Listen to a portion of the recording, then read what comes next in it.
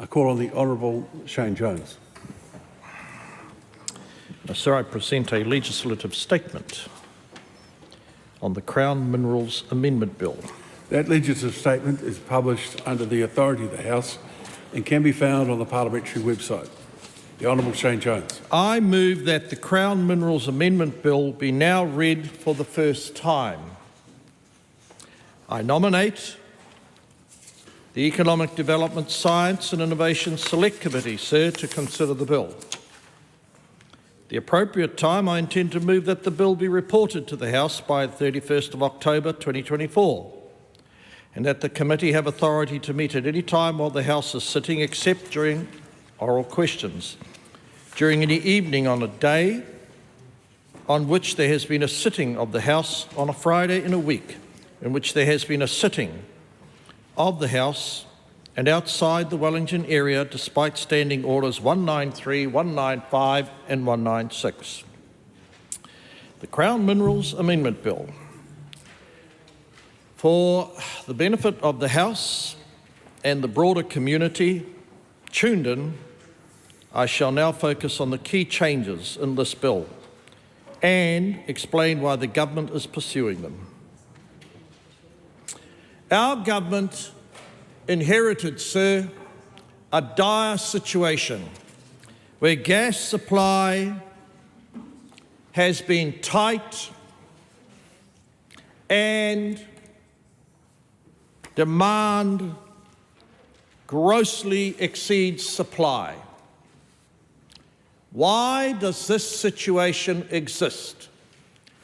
It exists, sir, because of an ideological urge to reject the value of an Indigenous resource called Indigenous resource in New Zealand called natural gas that represents a key contingency fuel that offers security to New Zealand's energy system.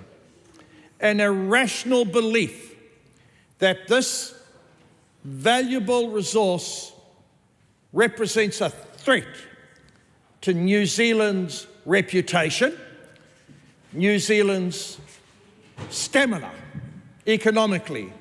Our government rejects that ideological claptrap.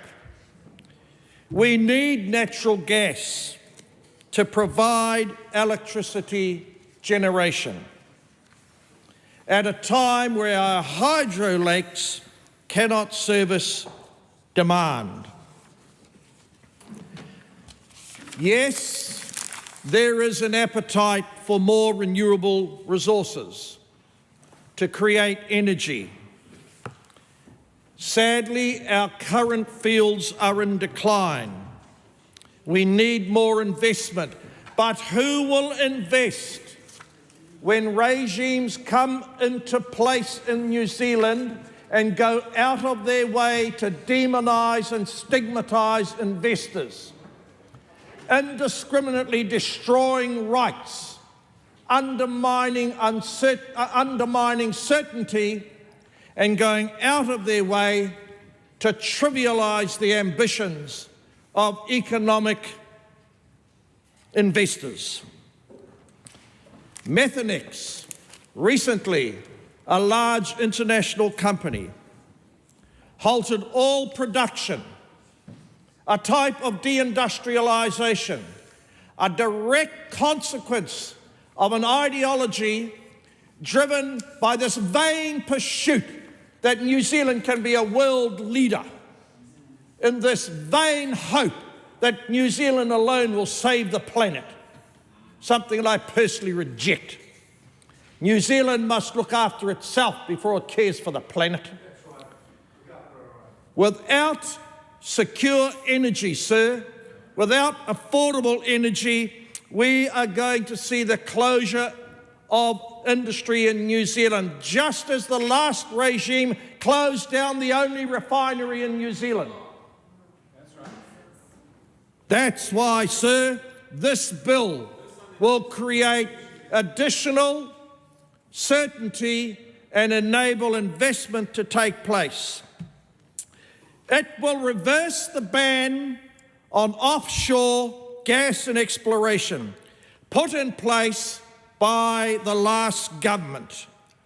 It will re-establish New Zealand as a place attractive to overseas investors and halt the slip of our reputation towards a Venezuelan destination.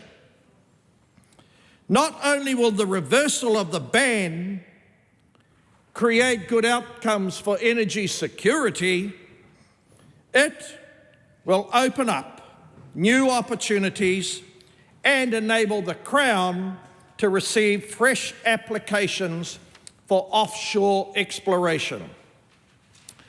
But at a more fundamental level, my message to Kiwis: the last government did not put a large sign up for the rest of the world to believe that we're open for business.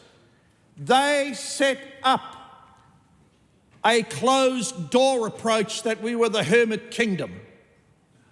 No, this bill clearly identifies that we most certainly are going to trust in our own ability to deliver secure energy, and we will use gas, which is a better outcome for imported coal. I have taken account of the concerns of the industry. The bill makes 3 key changes. It will reduce the burden on permit holders while continuing to protect the Crown, private landowners and ultimately the taxpayer. We will bring more flexibility on how mandatory financial securities are held. We will limit the trailing liability to the immediate prior permit holder. We're not going to go back to the Garden of Eden, Adam and Eve, believing that you can pursue liabilities to multiple corporate generations, having the effect of destroying confidence. Therein lies the ideological difference between this side of the House and that side of the House. They overstate risk and understate cost. In addition to that, we are going to ensure that small-scale mining can proceed with minimal bureaucratic interference.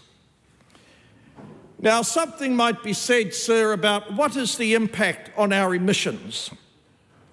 We remain dedicated to an energy transition, but not at the point of hollowing out jobs and deindustrialisation. That type of fuzzy communist thinking has no place on this side of the House.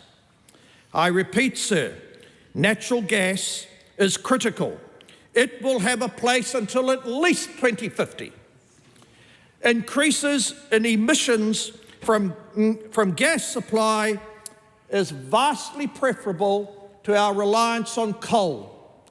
But the reality is we need all of the options if we are to deliver affordable, secure energy. No one is going to invest in our economy, sir, if we cannot provide a menu of security. No one is going to trust a government, a regulatory environment, if indiscriminately their rights are going to be destroyed, as happened under the last regime. We're going to hear apocryphal stories that the planet is going to boil, that jobs are going to suddenly appear because of clean, green energy. Jobs follow investment. Investment dies at the feet of uncertainty and indiscriminate changes as a consequence of capricious bureaucracy, something that characterised the energy policy of the last government.